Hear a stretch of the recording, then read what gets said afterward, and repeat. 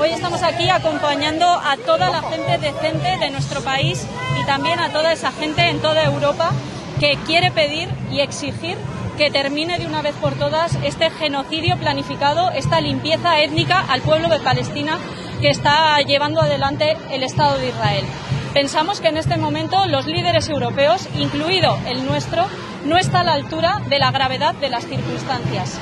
No queremos ser cómplices de este genocidio planificado y pensamos que Europa tiene que actuar con urgencia. Creo que Europa va a pagar muy cara esta hipocresía.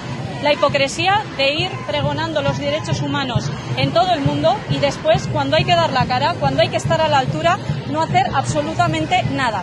La ciudadanía está estupefacta, viendo cómo se supeditan a los intereses de Estados Unidos y del Estado de Israel todo el posicionamiento de la Unión Europea.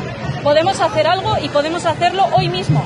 Suspender las relaciones diplomáticas con Israel, aplicar sanciones económicas ejemplares contra Netanyahu y toda la cúpula política, también llevar a cabo un embargo de armas y, por supuesto, llevar a Netanyahu ante la Corte Penal Internacional para que se le juzgue como lo que es, un criminal de guerra. Insisto, no con nuestro silencio y no con nuestra complicidad. Necesitamos que la Unión Europea actúe. The Minister of Social Rights, Ione Belarra, is calling on her government to cut all ties with Israel. Belarra is telling the European Union not to make the bloc complicit in genocide.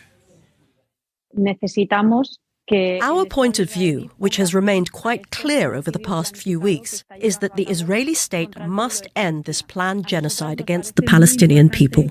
We think it is very important people know the context of what is happening in this month of massive bombing of the civilian population, of children murdered.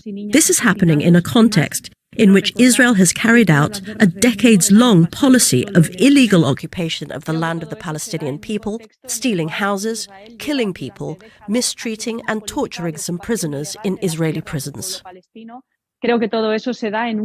In this context, it seems important that the international community, and particularly the European Union, take a firm position and says stop to the Israeli government, and particularly Netanyahu.